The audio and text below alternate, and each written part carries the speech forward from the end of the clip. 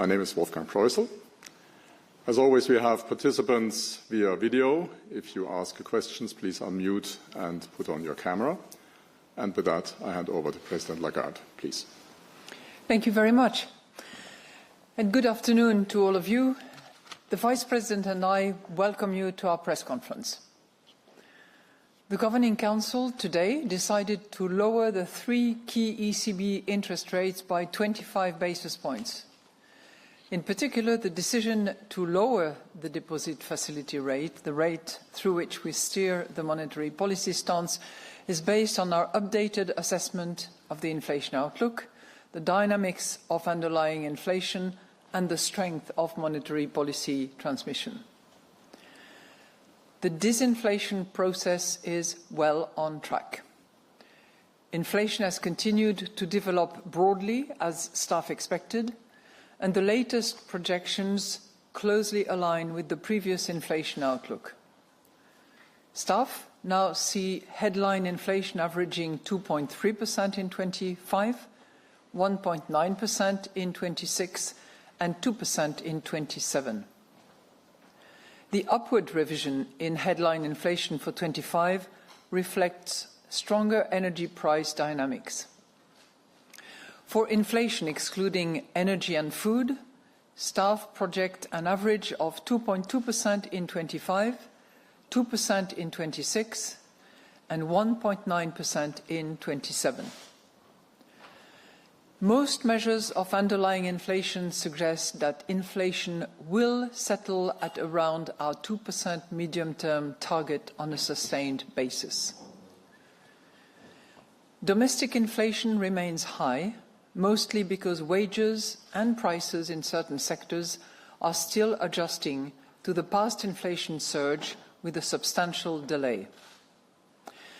But wage growth is moderating as expected, and profits are partially buffering the impact on inflation. Our monetary policy is becoming meaningfully less restrictive, as our interest rate cuts are making new borrowing less expensive for firms and households, and loan growth is picking up. At the same time, a headwind to the easing of financing conditions comes from past interest rate hikes still transmitting to the stock of credit, and lending remains subdued overall.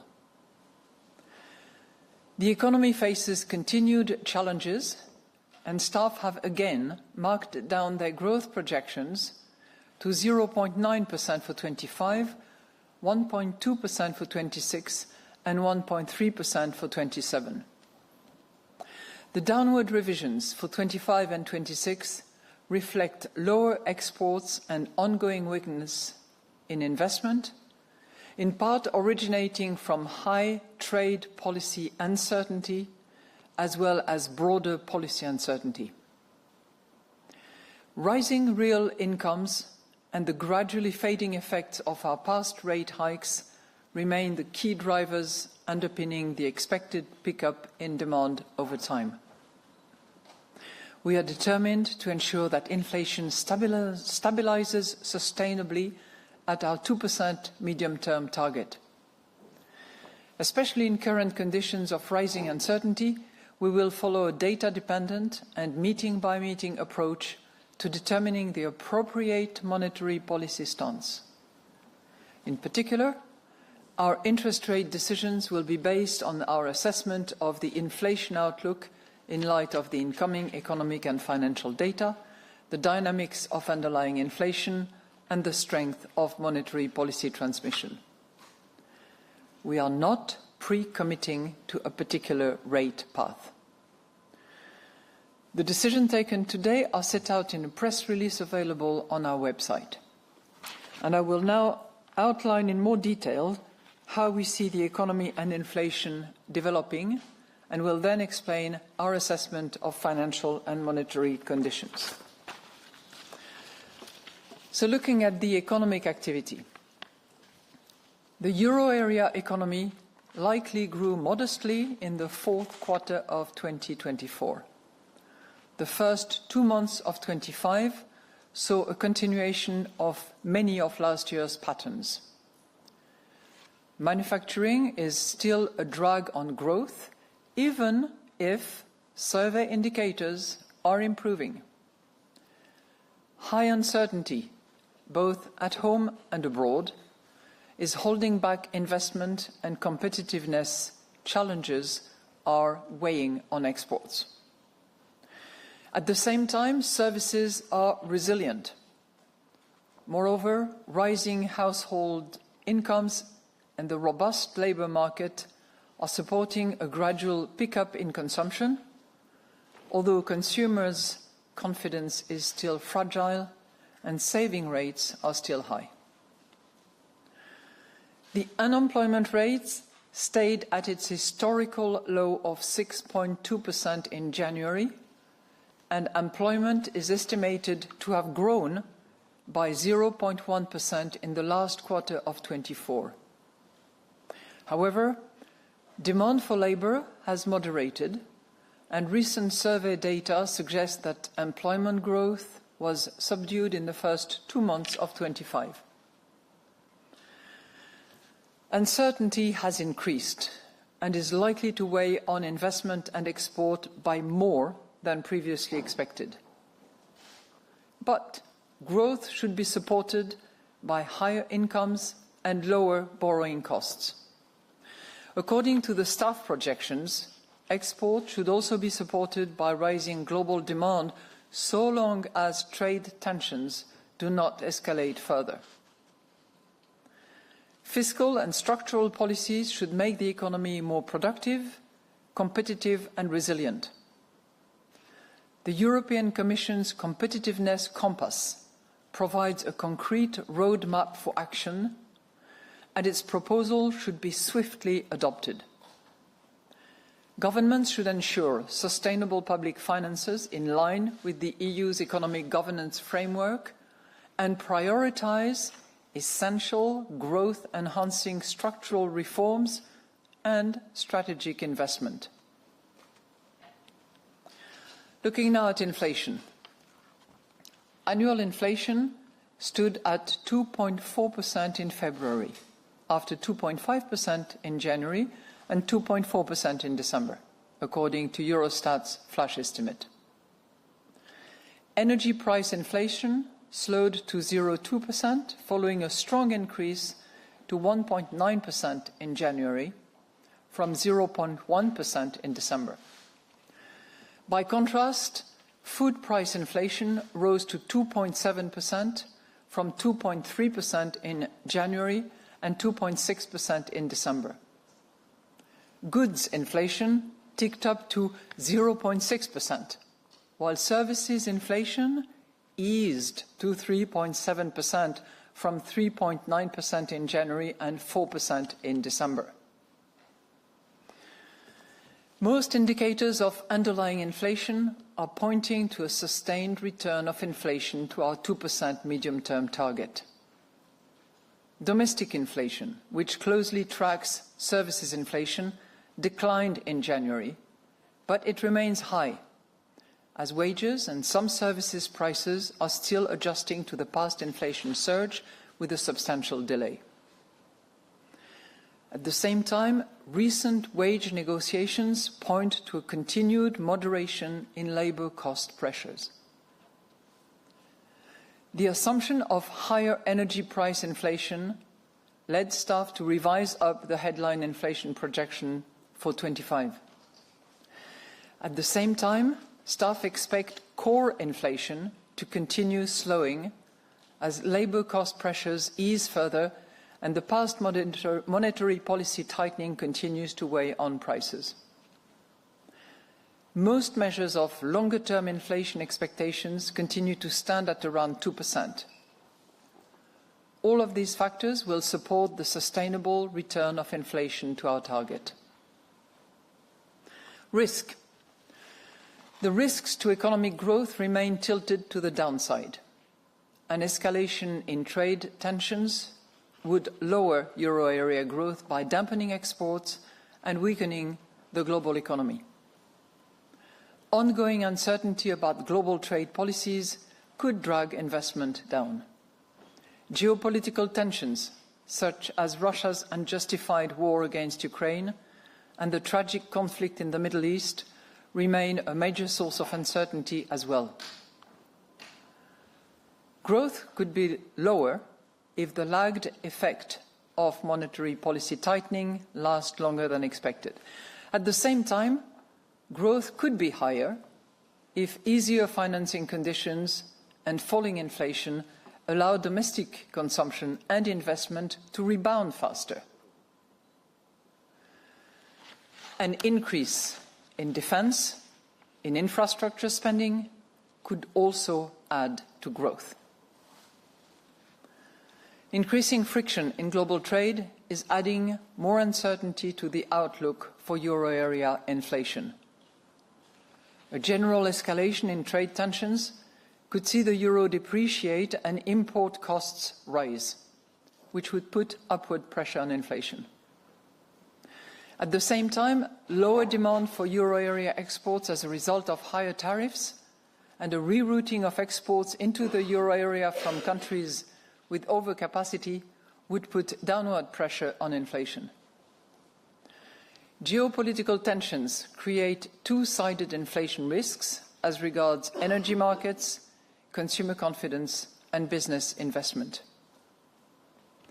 Extreme weather events and the unfolding climate crisis more broadly could drive up food prices by more than expected.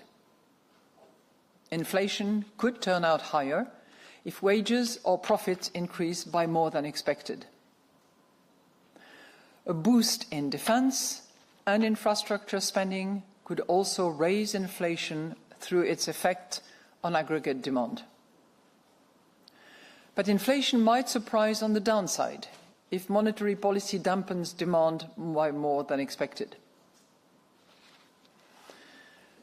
Let's look at the financial and monetary conditions now. Market interest rates in the euro area decreased after our January meeting, but have risen over recent days in response to a revised outlook for fiscal policy.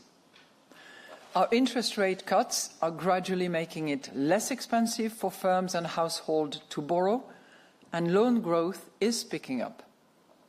At the same time, a headwind to the easing of financing conditions comes from past interest rate hikes still transmitting to the stock of credit, and lending remains overall subdued.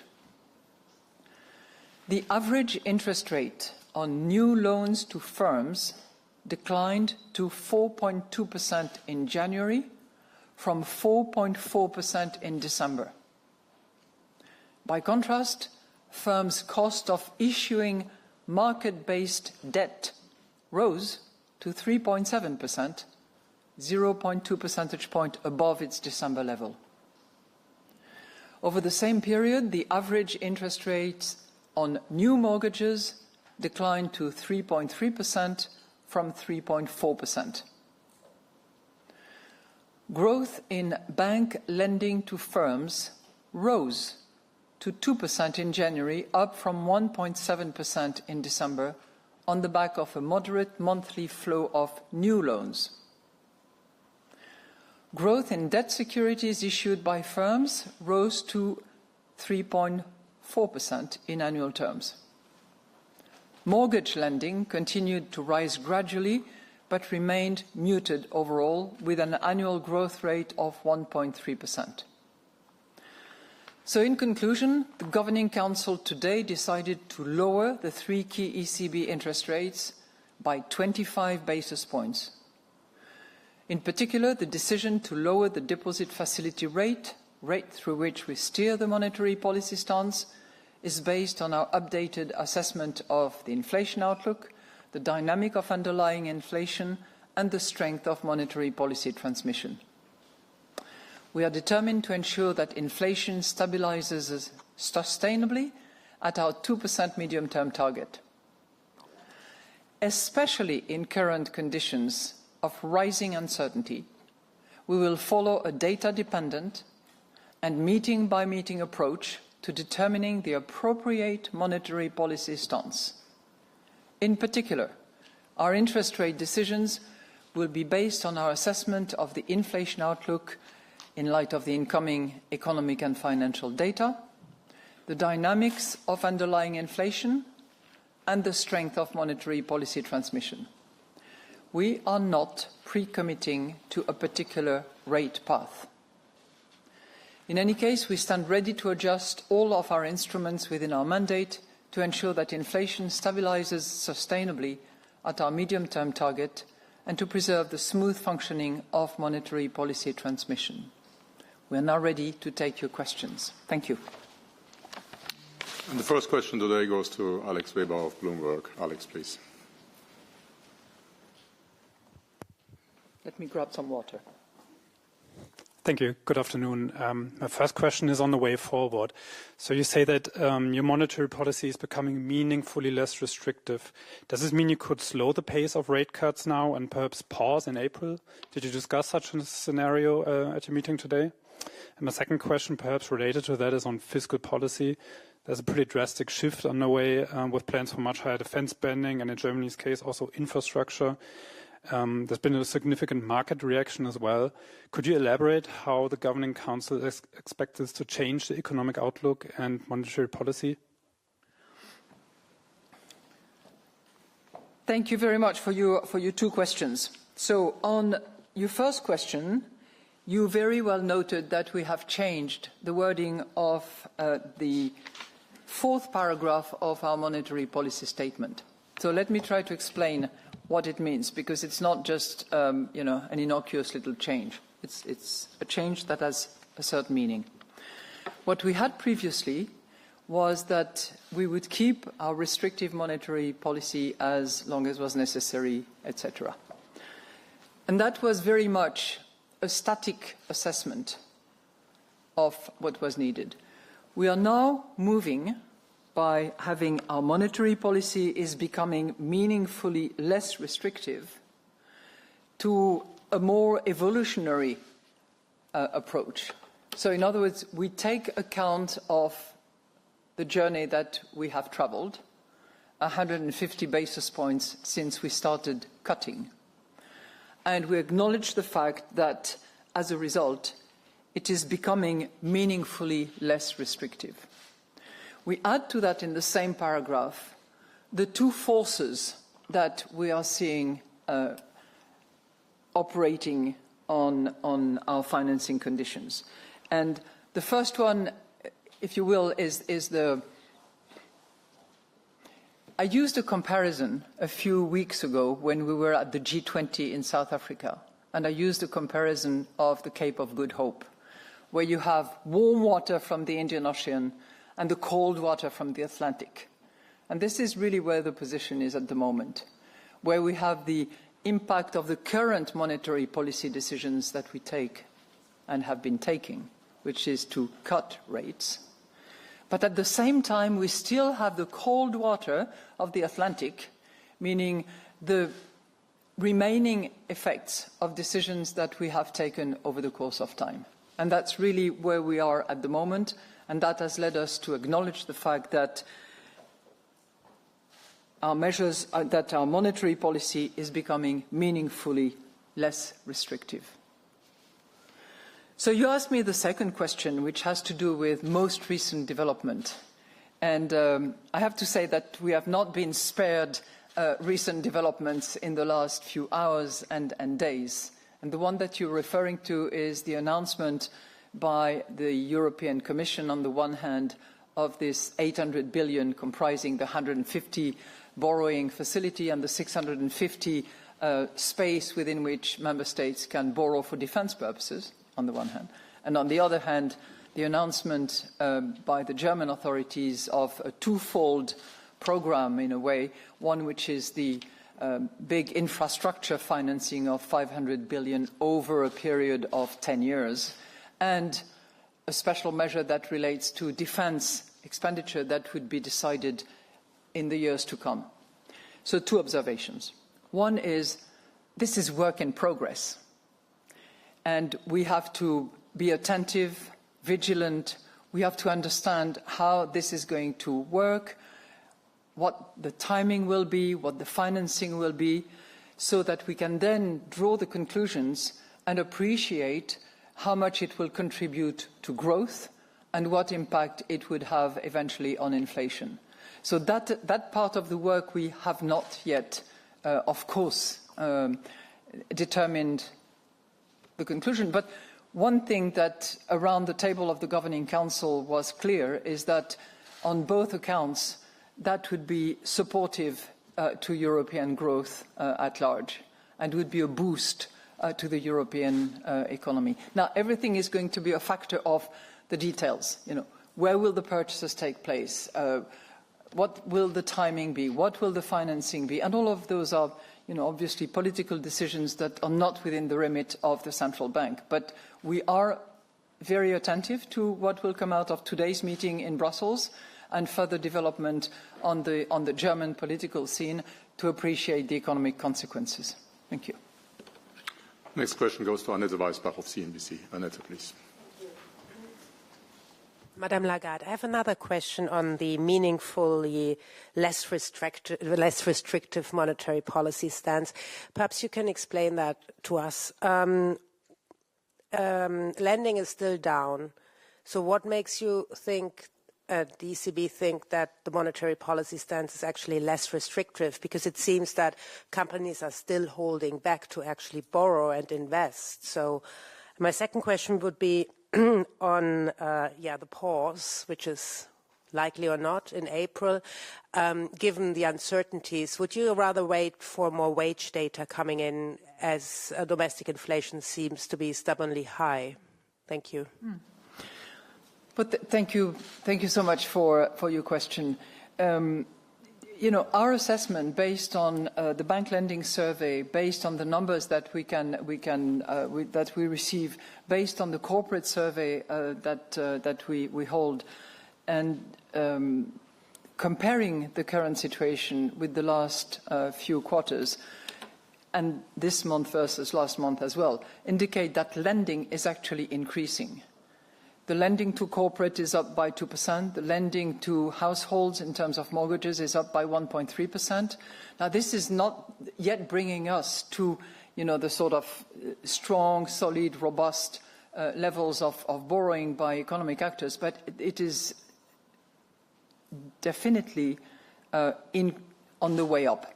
So you have two phenomena. You have interest rates that we see going down, both for corporate and households. Not phenomenally yet. We hope that that process will continue.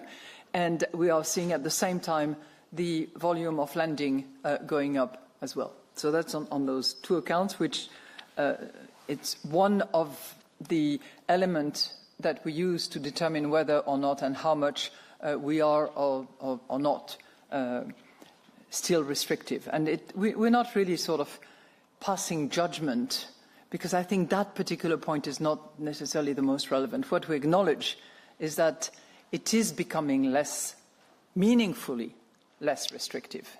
And as I said, we take into account all the work that has been done and we assess the process that we are in.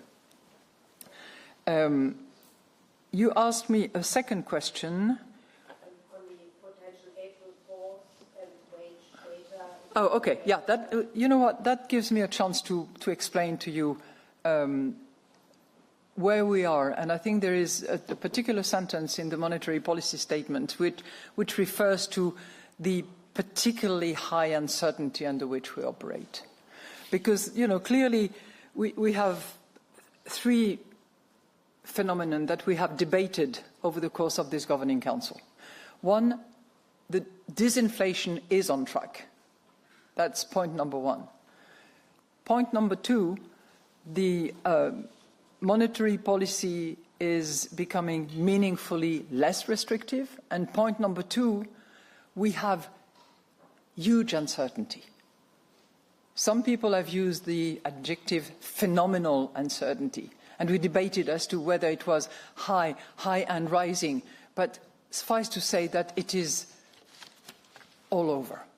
So we have risks all over, uncertainty all over. So under those circumstances, our determination is obviously to reach destination. But we will do so without pre-committing to any particular path. And you have seen that sentence in our monetary policy statement in the past. I think it is even more relevant at the moment, given the level of uncertainty that we have. So we are not pre-committing to a path. And you might have some governors who will say that, I believe that. It is their individual views. I can assure you that the collective view around the table is that we do not pre-commit to a path. And we will be, as ever, and probably more so, data dependent. So if the data indicates to us that in order to reach destination, the appropriate monetary policy should be to cut, we shall do so. But if, on the other hand, the data indicates that it is not the case, then we shall not cut and we will pause. So that's really where we are, not pre-committing, being data dependent as ever, and deciding on a meeting-by-meeting basis. So I know some will find it frustrating, but I'm terribly sorry. But in the circumstances we're facing at the moment, anything, more would not be very, very responsible. From one day to the other, the situation changes dramatically. And our projection, the measure of underlying inflation, the price of energy, you just name it. Risks are all over the place. Francesco Canepa of Reuters for the next question. Francesco, please. Good afternoon, everybody. So, Good afternoon, Mr. Panetta. You said in the past that the direction of travel was clear, and the only question was about the pace and timing. There was also a mention in the past about inflation reaching target over the course of this year. Now, those are gone. You didn't repeat those today. So I just wanted to ask you, how broad was the consensus behind today's rate cut? The second question is about something else, is about Russian assets. There seems to be growing political appetite in Europe for seizing those assets. Now, obviously, that would set a legal precedent. So I wanted to ask you, how do you think that would affect the status of the euro as a reserve currency? Thank you. Thank you for your two questions. So it gives me a chance to tell you how the decision was made. And it was made as a result of substantive discussion all around the table on the state of the economy, on our projections, on the risks that we are facing. And the decision was a consensus. And no one opposed that decision. Or you might have different source of information. Could be. But I was sitting in the room, you see, mind you. So no one opposed the decision. One governor, specifically Governor Olsman, for whom I have great respect, abstained. Okay? There was no opposition. There was one abstention. So you have the gist of the decision.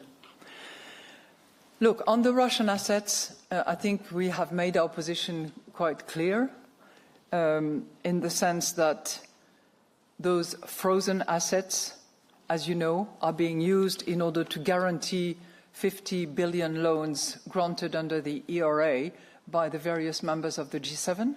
This process is underway, and there are political debates that are vastly broadcasted around the fact that we should maybe move from freezing to seizing.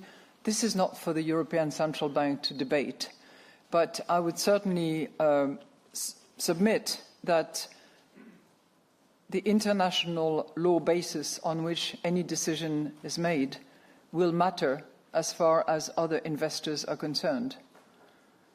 And it is, I'm sure, an element that will be taken into account by those whose job it is to make those ultimate decisions. Next question goes to Johanna Träg of Politico. Johanna, please.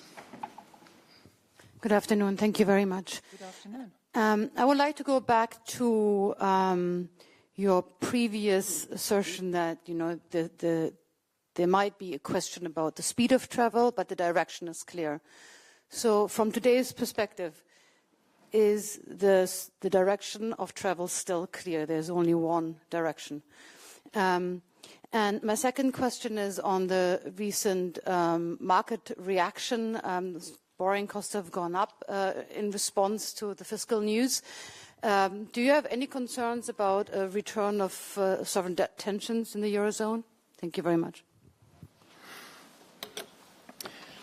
Well, thank you very much. I think I have tried to explain in the previous answer to the question that the situation that we face at the moment is predicated by this disinflationary process that is on track and confirms broadly the estimates that staff has made over the course of time, and without much error, by the way, most recently. Second, that our monetary policy is meaningfully less restrictive. So we have covered 150 basis points of ground. And three, and that's probably the most important in relation to the question that you've pointed at me, the landscape that we have at the moment is clouded with uncertainty, okay? And more than ever before, it will require that we be vigilant. So all governors, all the national central banks, all the economies that are scrutinizing the developments and the work that is conducted in each of the national central banks, as well as at the ECB, each of them will continue to scrutinize, and we will all have to be extremely vigilant. We will have to be agile to respond to the data. But as I said, if the data indicates that the most appropriate monetary policy stance is a cut, it will be a cut. If, on the other hand, the data indicates that the most appropriate decision is not to cut, then it will be a pause.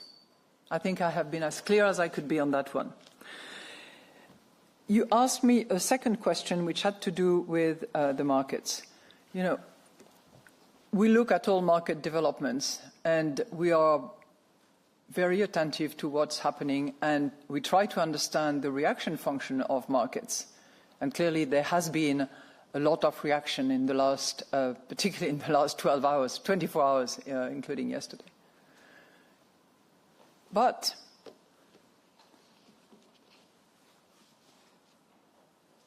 we're not going to be changing a policy stance as a result of a market determination of the last 24 hours.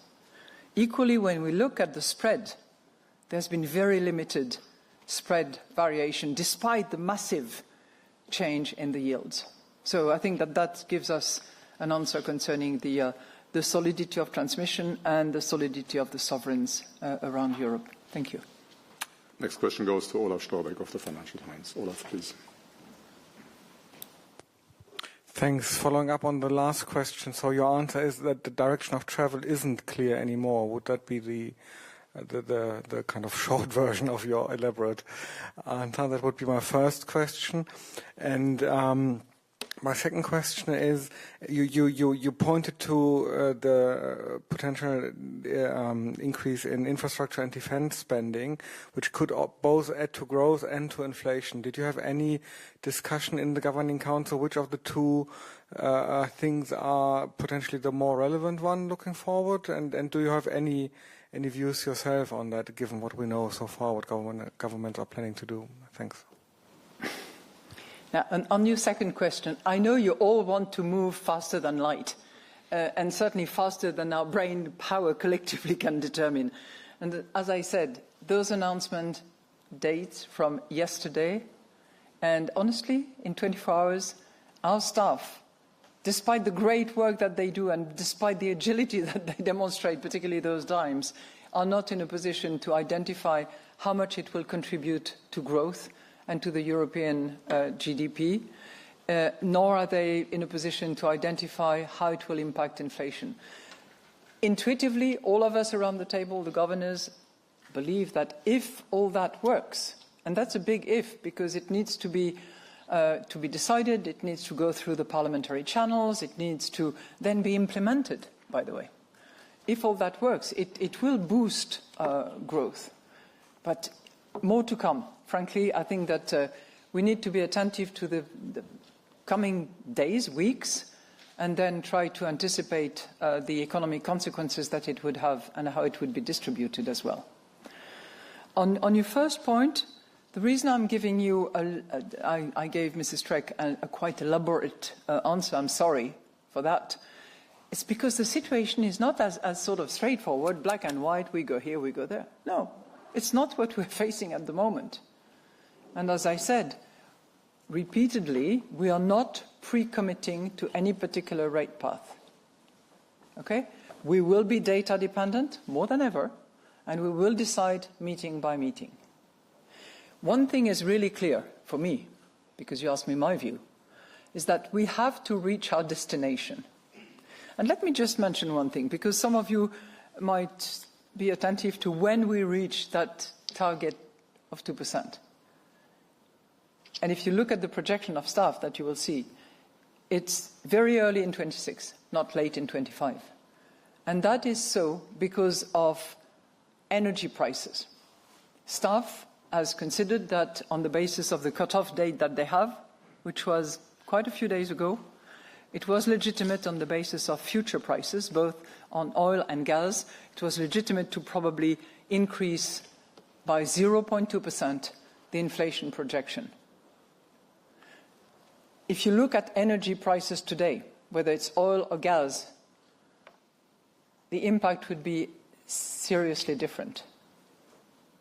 So that gives us, the dimension of uncertainty that we have and the many risks that we have to look at. It's energy prices, it's trade policy, it's potential retaliation, it's massive investment programs, it's a lot of variables that we have to be attentive to, that we have to be vigilant about. But there are certain things that are solid and stable and actually, fall in line with the projection and anticipation of staff. If you look, for instance, at wages, if you look at the labour market, that is really moving in line with what we had expected. The same goes for services. So there are some stable elements. You remember, those of you who were here last time and the monetary policy meeting we had before, I said I'm particularly attentive to the price of services. I'm particularly attentive to the domestic underlying inflation. I'm particularly attentive to wages in all their dimensions. And that is heading in the direction that we had anticipated, which is comforting the work that we've been doing. The next question. I know it doesn't make a headline, but hey. Now, Aude Kazulek of the French television channel BFM Business. Aude, please. Good afternoon. You've said in the past that monetary and fiscal policy must work hand in hand. Concerning defense spending, do you think this investment should be accompanied by accommodative financial conditions? And second question, related to uncertainty and risk, especially geopolitical ones, do you consider that we are in a whatever it takes moment, as said by Mr. Metz a few days ago? Thank you. Well, thank you very much for your question, your two questions. So on the first one,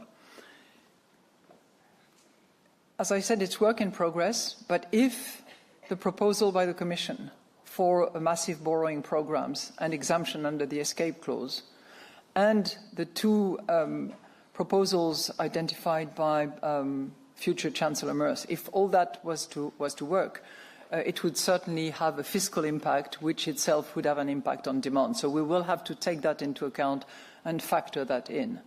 But I don't see that as related to our monetary policy, because our monetary policy, as you know, provided under the mandate that we have under Article 127 of the treaty, is price stability. And we're going to really adhere strictly to our mandate of price stability. We are attentive to transmission. We are attentive to underlying inflation. We are attentive to the inflation outlook. And all of that is informed by a large amount of data. But, if your question is intended like, would you not participate in a financing effort? This is not the purpose of the ECB, okay? There is a European Investment Bank. There are multiple institutions whose actual purpose it is.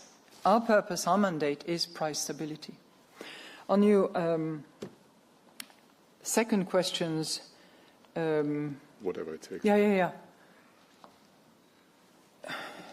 Geopolitical risks, on the one hand, determination by policymakers on the other hand. So it's really something that is in their hands, and because it will contribute to boosting the European economy, because hopefully it will be a source of innovation. Typically, investment in defense are a source of innovation, therefore will improve productivity. We are very attentive to that, and we are hoping that it will have those impacts on the European economy. Is it a whatever it takes moment for the German economy? It's not for me to say. It's for the political leaders to appropriate that expression. Thank you. And now Isabella Bufacchi of Il Sole 24 Ore. Isabella, please.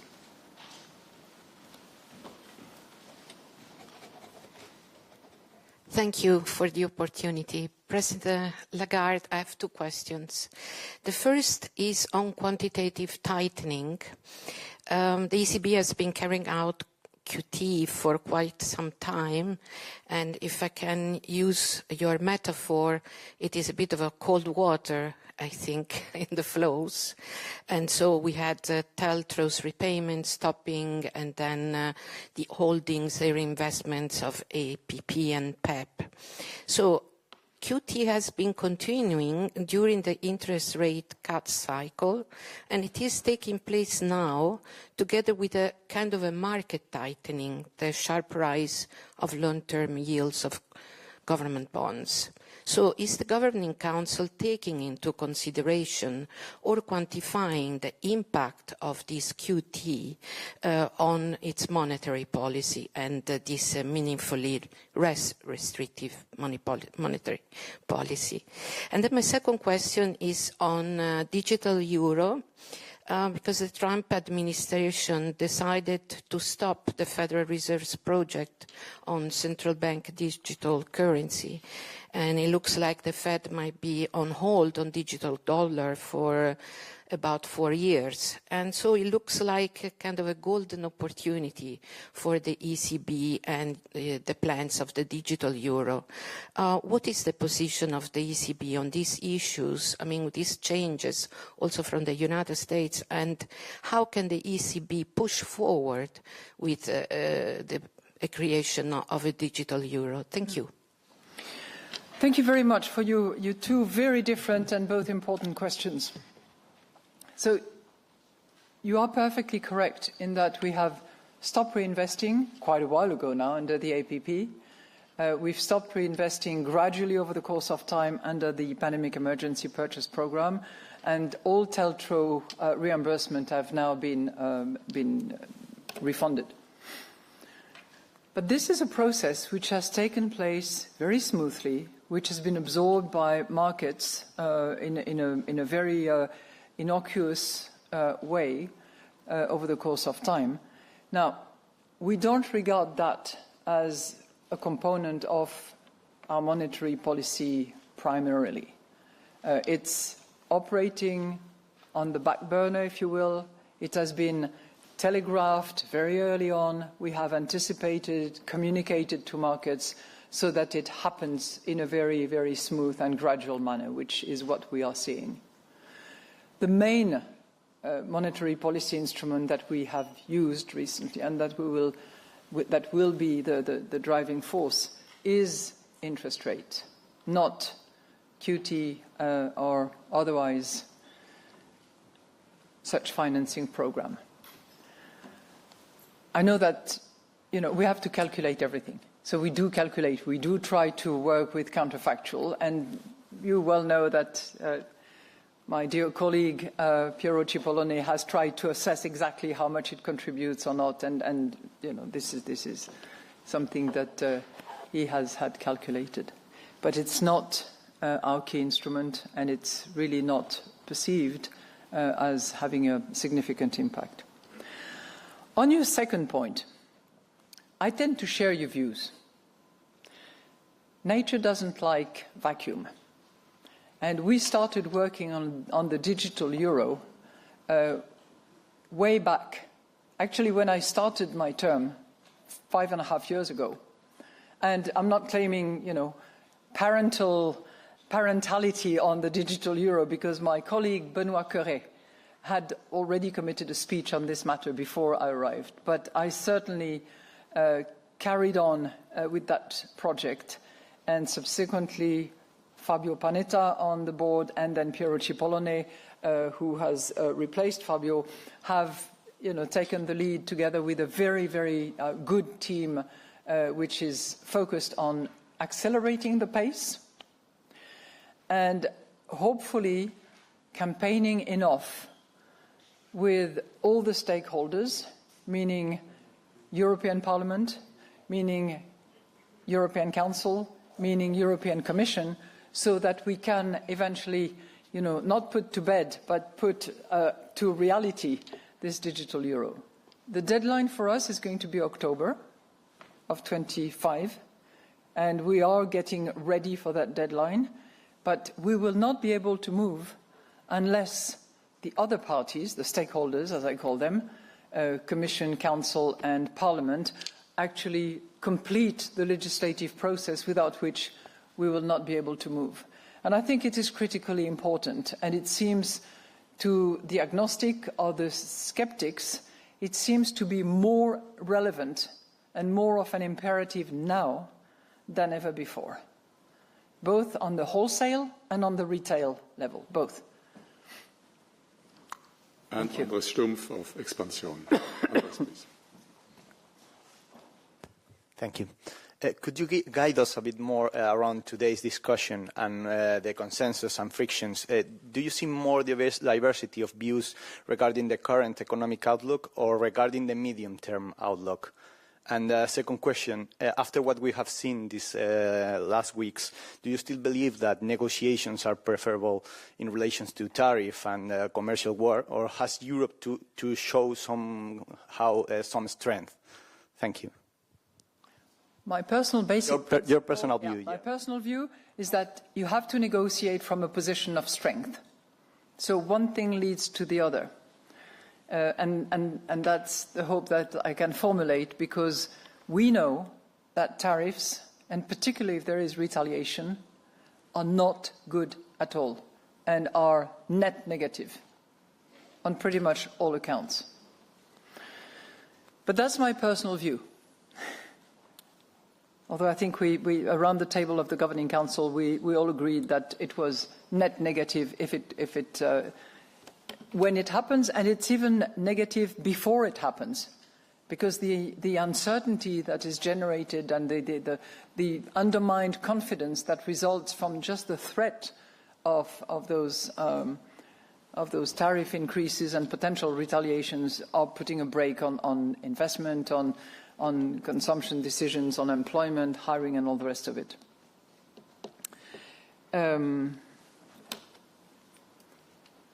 What can I tell you about the discussions? We had quite extensive, intense, lively discussions, but I don't think that we can draw a line between the short term and the medium term, because obviously what is the developments that we are seeing at the moment, because of how they will transform the outlook, because of the impact that it will have on our societies as well as our economies, both in terms of growth and in terms of inflation and in terms of employment, and in terms of transformation of Europe. Those are significant changes, essential changes that we are witnessing and for which we have to account to help making the best and the most appropriate monetary policy decisions. But everyone was very engaged, as you can imagine. That concludes our press conference today. Thank you very much for following us. Our next press conference is on April 17. Until then, all the best. Thank you.